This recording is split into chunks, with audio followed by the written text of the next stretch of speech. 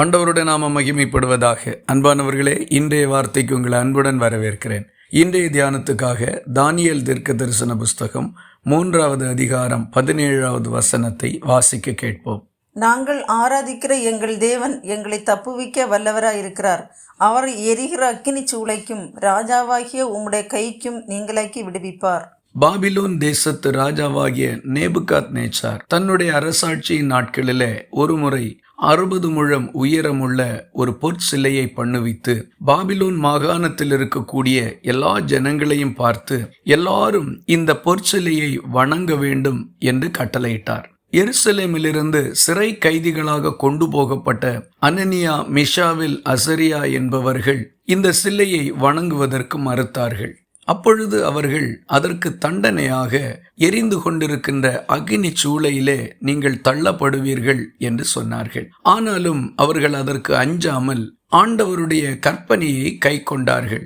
இவர்கள் மறுத்ததினால் அந்த அக்னி சூளையை 7 மடங்கு அதிகமாக்கி இவர்களை அதற்குள் தள்ளிவிட்டார்கள். சம்பவித்தது என்ன? 3 பேர் அக்னி சூளையில் போடப்பட்டார்கள். 4 பேர் அதிலே உலாவிக் கொண்டிருக்கிறதை ராஜாவாகிய நேபுகாத்நேச்சார் கண்டார். இவர்களை வெளியே வரும்படி சொன்னபோது 3 பேரும் அந்த அக்னியிலிருந்து எந்த சேதமும் இல்லாமல் வெளியே வந்தார்கள். இந்த 3 பேருக்குள்ளேயும் மிகவும் ஆச்சரியமான விசுவாசம் காணப்பட்டது. நாங்கள் ஆராதிக்கிற எங்கள் தேவன் எங்களை தப்புவிக்க வல்லவராயிருக்கிறார் என்பதுதான். அநேக நேரங்களிலே நமக்கு வரக்கூடிய பிரச்சனைகள், போராட்டங்கள், சோதனைகள், அச்சுறுத்தல்கள், பயங்கள், இப்படிப்பட்ட காரியங்களின் நடுவில் நம்முடைய விசுவாசம் அசைக்கப்படுகின்றது. விசுவாசத்திலிருந்து அநேகர் இடறி போய்விடுகின்றார்கள். ஆனால் உறுதியான விசுவாசத்தோடு நின்றால் நாம் எதையும் ஜெயிக்கலாம். இந்த 3 பேரும் எடுத்த விசுவாச பாதையிலே மிகவும் உறுதியாயிருந்தார்கள். மரணமே வருகிறதாக இருந்தாலும் விசுவாசத்தை விட்டு விலக அவர்கள் முன் வரவில்லை.